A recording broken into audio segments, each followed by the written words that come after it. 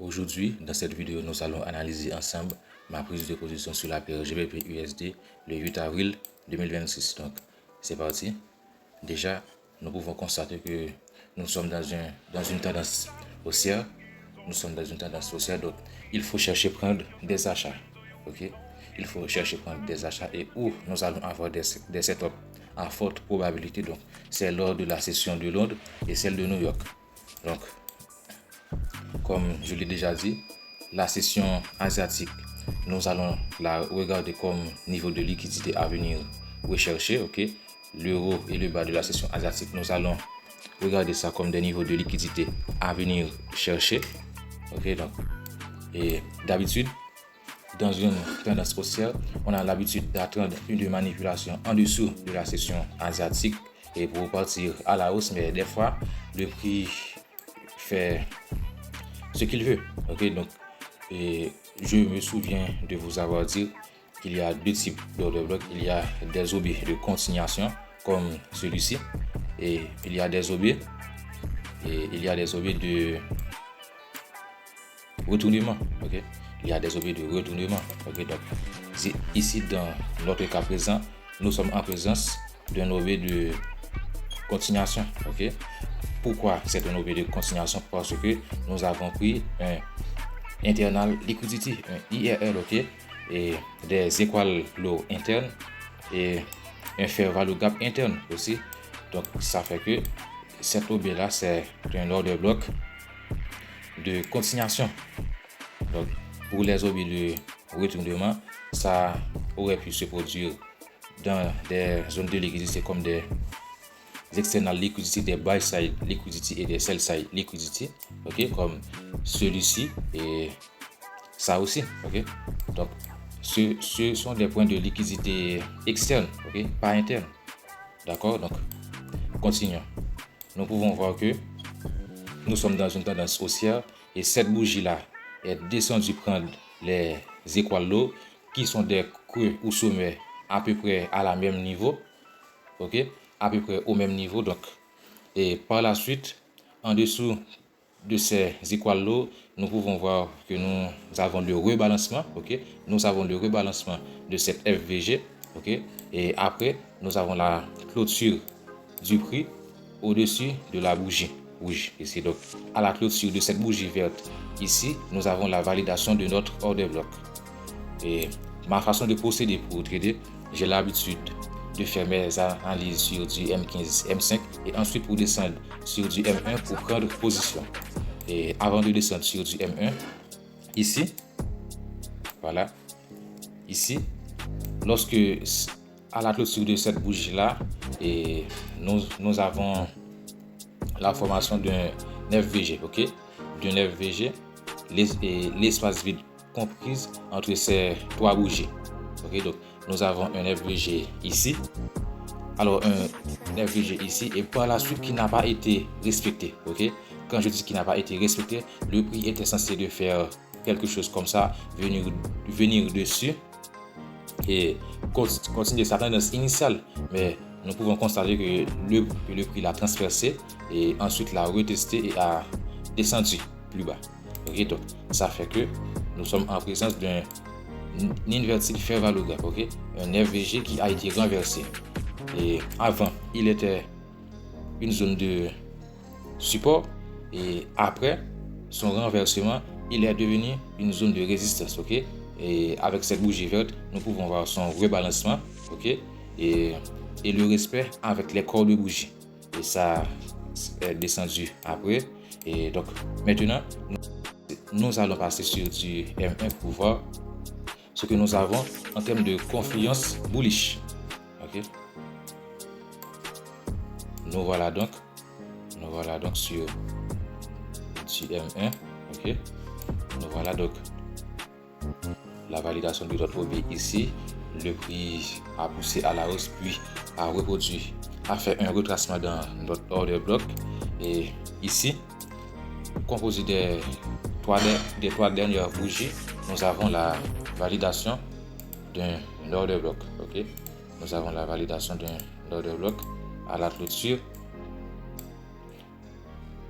et composé des trois bougies ici. Ok, donc nous pouvons constater, et dans ces 3 bougies là, nous avons plus ou moins une bougie, on peut dire haussière. Ok, donc cette bougie là, on la considère faisant partie de l'order block parce que il n'a pas vraiment de corps. Ok, il n'a pas vraiment de corps pour dire est-ce que c'est valable comme une bougie haussière ou pas. Donc, et si vous utilisez un autre broker, vous pouvez voir que cette bougie-là, c'est une bougie rouge. Okay? Vous pouvez voir que c'est une bougie rouge ou qu'elle n'existe même pas, parfois. Okay? Donc, ça va dépendre du broker. Mais ici, sur Fusion Market, pour la crédibilité de mon order block, je l'intègre à mon order block parce que il n'a pas vraiment de corps pour justifier ce qu'il est vraiment. Donc, à l'aide de ces 3 bougies-là, qui a poussé le prix vers cette zone de liquidité, donc nous avons la formation de notre order block M1. Et ici, nous pouvons voir que nous avons le rebalancement de notre order block et d'un FVG aussi. D'un FVG ici, voilà. Et il faut avoir en tête que plus qu'on descend sur des unités de temps plus petites, plus on aura du mal à avoir les respects des zones de confluence, ok, des PDA, et comme des FVG, des order blocks, etc. Donc, ça fait que même si nous pouvons voir que cette FVG n'a pas été respectée au millimètre près avec des corps de bougie, mais il est toujours valide. Pourquoi? Parce que il est toujours valide parce que notre billet est bullish, ok? Notre billet est bullish et ici, nous sommes dans une zone de confluence M5. Ok, donc ça c'est un FVG qui s'est validé dans une zone de confluence M5. Donc, et dans ce cas-là, et dans ce genre de situation, nous avons plutôt plus de chances d'avoir le respect des zones qui se trouvent en petite UT, comme cette FVG ici, même si il n'a pas été respecté au millimètre près avec les corps de bougie, mais il est valide, ok? Il est bel et bien valide.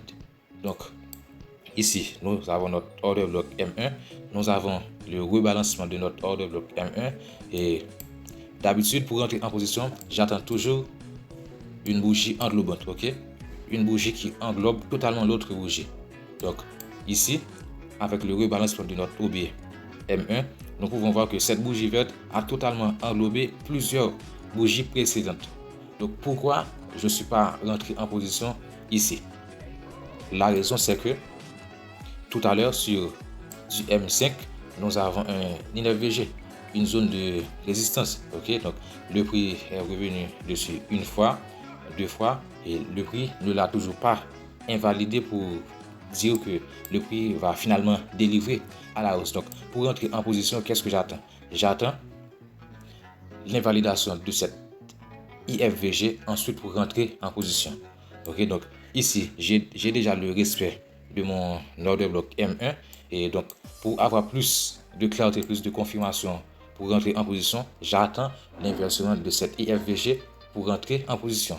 Et qu'est-ce que nous avons par la suite? Ici, nous avons l'inversement de notre IFVG. Donc, après, nous avons un petit retracement dessus. Et qu'est-ce que j'ai attendu pendant cette phase de retracement? J'ai attendu une bougie englobante pour rentrer en position. Donc, comme je vous l'ai dit, j'attends toujours une bougie englobante pour rentrer en position. Et qu'est-ce que j'ai exactement ici? J'ai cette bougie verte qui a totalement englobé cette bougie rouge. Donc, c'est mon signal de rentrer en position. Je rentre en position juste ici et je mets mon stop loss juste en dessous de mon OB M1. Ok? Et comme ratio risque reward, je vise toujours, comme je vous l'ai dit, un RR de 1 pour 3. Ok? Un RR de 1 pour 3. Et voilà. Si on retourne sur du M5.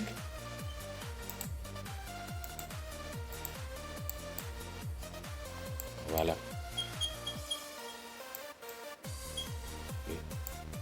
Voilà ma prise de position ce matin sur GBP USD.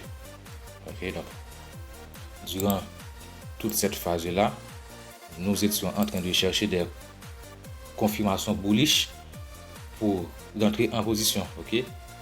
Pendant que nous étions dans une zone OB M5 qui était bel et bien valide, mais pour avoir plus de clarté, plus de certitude pour rentrer en position, nous sommes descendus sur du M1 pour repérer des zones de confiance bullish pour avoir plus de confirmation et rentrer en position.